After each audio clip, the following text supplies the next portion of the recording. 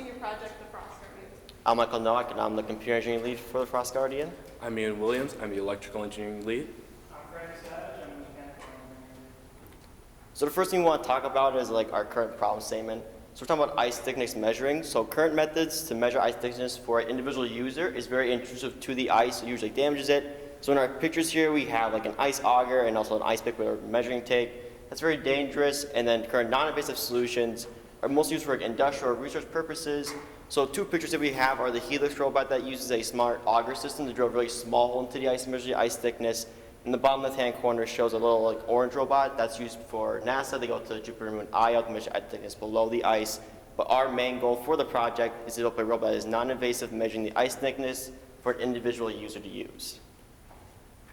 Now, before designing our robot, we had a few requirements based off of our goal. In general, it has to safely maneuver the ice, and all motions need to be controlled by the user. It has to accurately measure this ice within half an inch and notify the user of compromised ice, as well as withstand the cold. In terms of electrical and computer requirements, it has to have a non-invasive ice measuring system, and it has to have a battery that has a rechargeable battery supply of 3 watts, and have a battery life greater than an hour active. In terms of the mechanical engineering requirements that we have, the robot first and foremost needs to be able to traverse the ice. And then secondly, it needs to be able to compose all the electrical components together and protect them from any water or moisture. And then our total weight for the robot, we aim to be less than 25 pounds, so it can be easily transported to and from the ice. And in terms of specifications, our main computer design specifications require 30 IOs to account for all of our peripherals.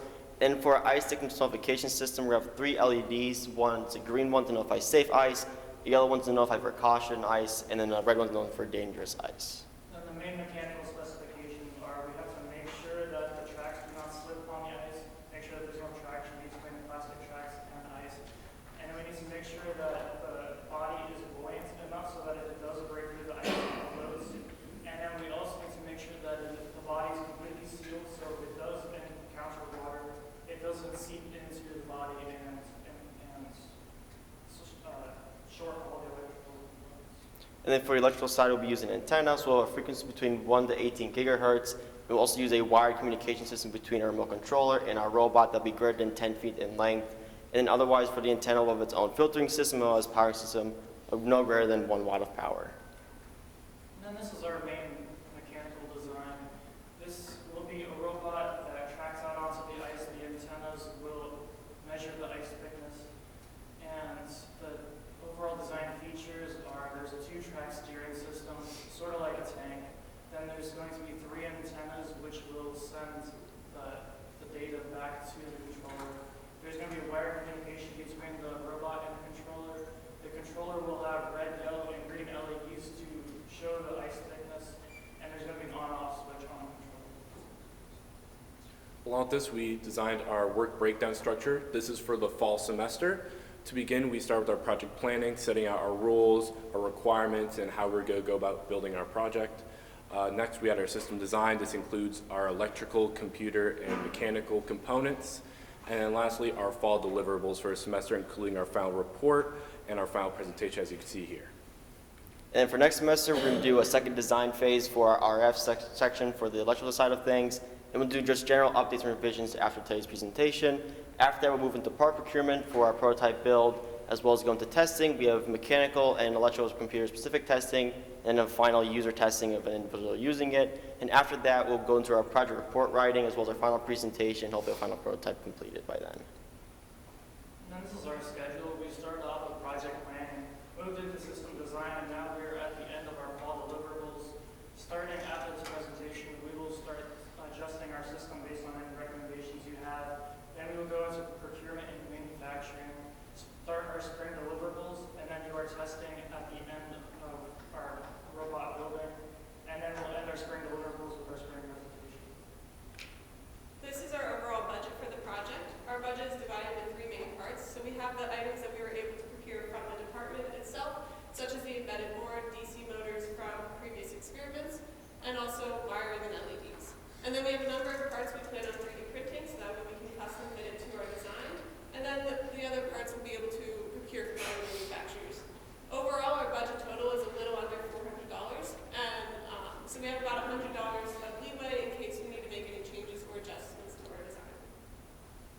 this, we want to do a real-world budget consideration to see how much it would cost if you outsource this to a different company.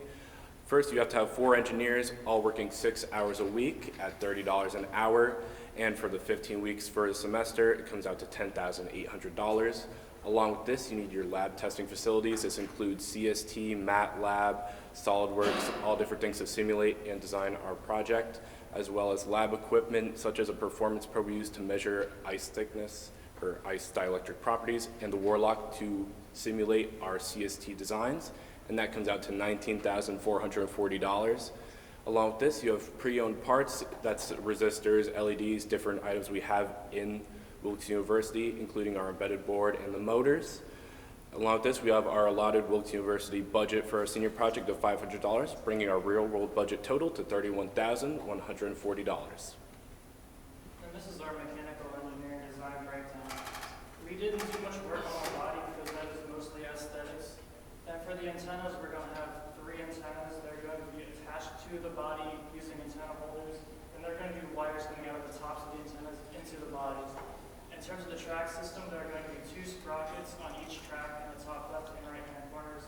They're going to be attached to the motors to induce motion into the system. There are going to be road wheels at the bottom of the tracks, which will bear the weight of the motor, or the weight of the body. And there's going to be an idler or a tensioner wheel at the top to ensure tension in the track system. And there are going to be bearings in the idler and road wheels to ensure free motion. And then overall for our controller design, we have a D-pad on there which will control forward, backward, left, and right motion of the robot. We'll have an on-off switch so that way the user can turn the robot on and off. And then we have our 3 LEDs, red, yellow, and green, to indicate how safe the ice is.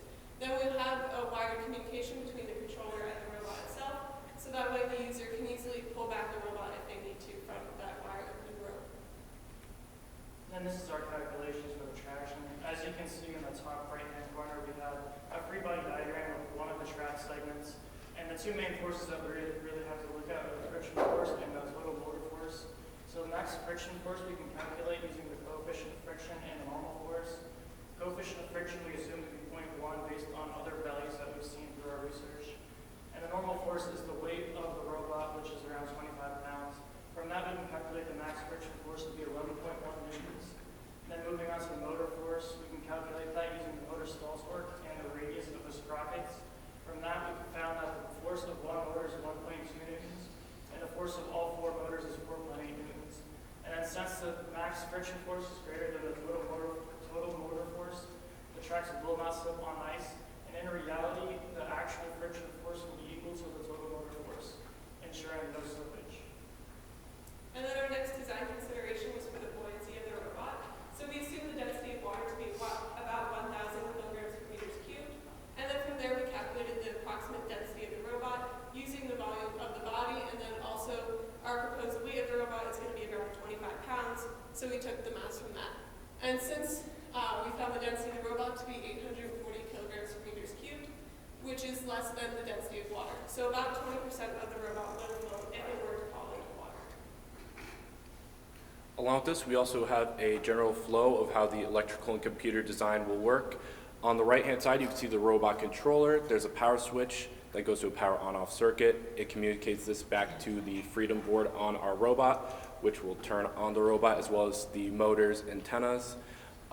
It'll read the ice thickness underneath it, send that signal back to the embedded board, and then bring that back to a controller where it'll turn on the respective LED.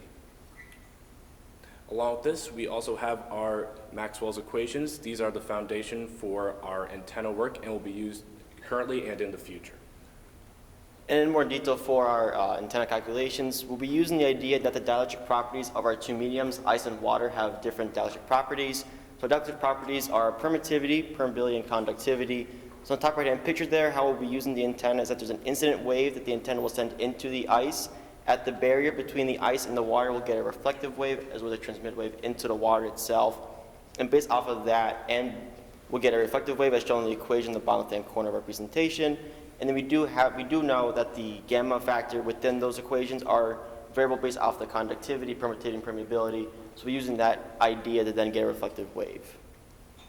And we did measure the electric properties as shown in our pictures here. So we used Dr. Zabuni's lab to use his network analyzer as well as his performance probe to measure the epsilon prime, epsilon double prime factors. And from there, we're able to calculate both the permittivity and the conductivity. Our permeability will be about 1 for ice because it's not magnetic. And then the picture all the way to right just shows me holding the water bottle in place to measure the electric properties of the ice bottle. This is the permittivity that we got from our calculations and from the measurements. We do know, we did some research that permittivity is around like 3.1 for a high frequency we're using here. So this just confirms that there is a difference between the water permittivity and the ice permittivity from our samples. We've collected from 4 different locations as shown on our graph here. And then this shows us the conductivity as well, how there's a difference between that for water and then for ice. With this, we ported those ice data files into our CST software to do simulations, which we built a Vivaldi antenna. This was used by a past senior projects group, and we remodeled it on CST to do different measurements based on the ice thickness and water underneath it. And on the right-hand side, you can see the far field plot at 13 gigahertz from our simulations. Along with this, we also have our S parameters.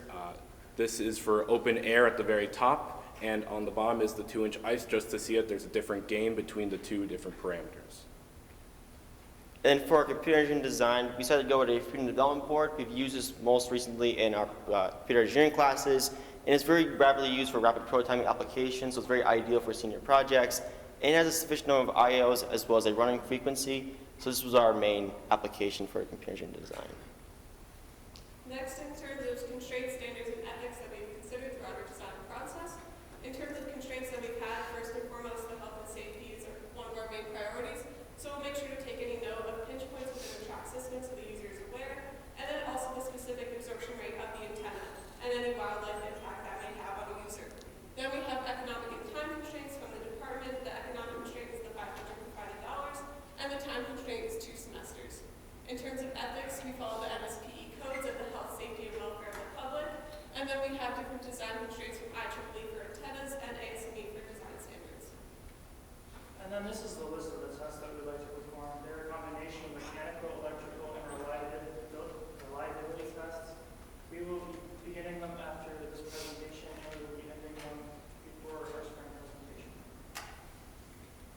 And our plan moving forward for next semester is to continue our antenna design. Specifically in CST, we want to simulate ice and then water underneath it to see how it affects the S parameters. Along with this, we want to test for coefficients of friction between smooth ice versus rough ice. We're going to start procuring parts to build our robot, build our prototype, and then test and debug our prototype. Then this is some of our conclusions. For the overall design is mostly completed, but we still have some more details to be completed in the coming weeks. In terms of schedule, we are on schedule, and some of the short-term goals we have are to determine experimental coefficient of friction between the plastic track and ice, and we also need to determine the RF design.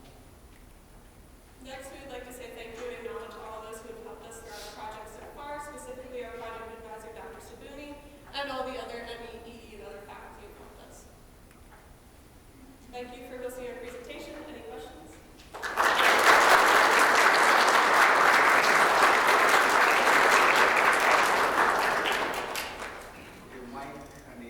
Basic question. So by measuring permittivity and conductivity, you measure the thickness. That's the basic idea. So the idea would be we're getting a reflected wave coming back. So we'll measure like the standing wave coming from that transmission line that we're getting. So the permittivity and conductivity just verify that there's a difference between the 2 mediums. So then we get a reflective wave. Because otherwise, if it's the same dielectric properties, it'll just pass right through into the water. So if we get that barrier between the 2, it'll like get to that barrier, it will get transmitted as well as a reflective wave we'll be measuring along with incident wave. Okay. Yeah, my question is now you need to measure the thickness. Yeah. So can you tell me precisely how, like? Yeah, so the idea was we'll be using a wide frequency range. So when we put like one frequency in, we'll get a certain gain coming back and we'll measure across a wide range and then we'll see like what matches according to our current plot. So we'll have like data put into our embedded board to then compare like, okay, at this frequency we're getting this response, this frequency we're getting this response, so then it must be like this ice thickness that we're getting. The idea behind it. Well, to go off of that a little bit,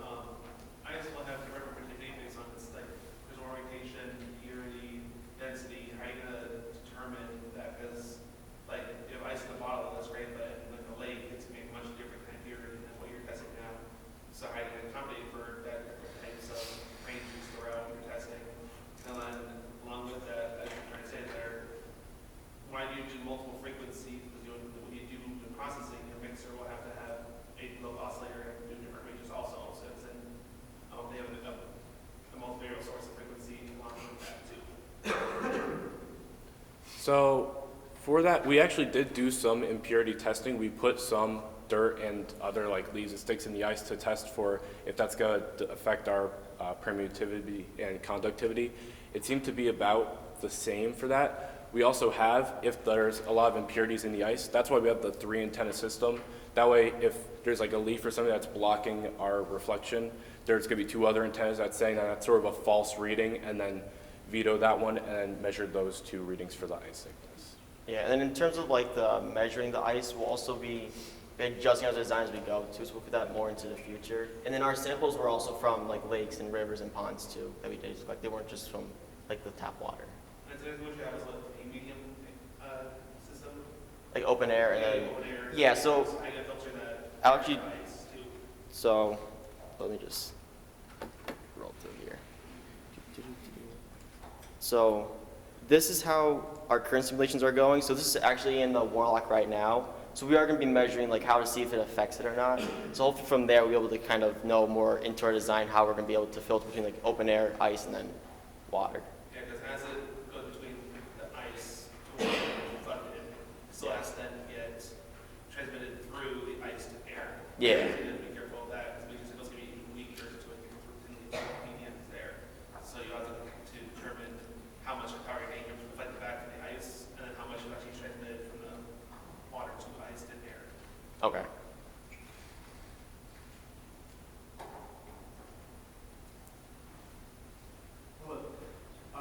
Do you have some sort of surrogate material that you can use as a substitute for ice when you're doing testing? I mean, having to take this thing out to a frozen lake is going to be a little bit chancy. You probably want some way of testing it without having, in a laboratory that was adequately simulate ice over water. Do you have some way of doing that? Actually, Yeah, so we've been working with Dr. Carey, and Dr. Carey actually knows the owner of Bayo Ice Company, and he said that he was going to be able to hopefully get us like larger samples of ice. And then we were also thinking of reaching out to the Wilkes-Barre Penguins and possibly getting ice from there as another source. They don't have water under their ice. So we'll get like a container and we'll put water into the container and then put like the ice we get from Bayo like on top of that So water. you're confident that you'll be able to get a adequate sample of pieces of ice? Yeah. Okay. So, I hope you guys understand this is a very challenging project for somebody. Of course, you guys are capable, so I'm very confident you guys can do a good job. But one thing I just want to caution you guys, you're running 2 projects, so make sure you guys run in parallel, don't run in series. You really couldn't afford it. You see what I mean? So, one side you have to focus on robots, you guys are focused on antenna, but you have 2 projects basically. They are almost completely separate. Another thing I want to caution you is that you want to be careful about using antenna. I mean, you do some user preview, see if it's actually academically feasible. And then also you have to understand that even if it's feasible, it's not going to be like if it's like feasible in a room, that's different from feasible on a little robot. You have to understand your core constraints and all the other constraints, whether or not it's feasible for you to put that on that little device. Yeah. So that's my advice to you guys. Okay. Thank you. Thank you very much.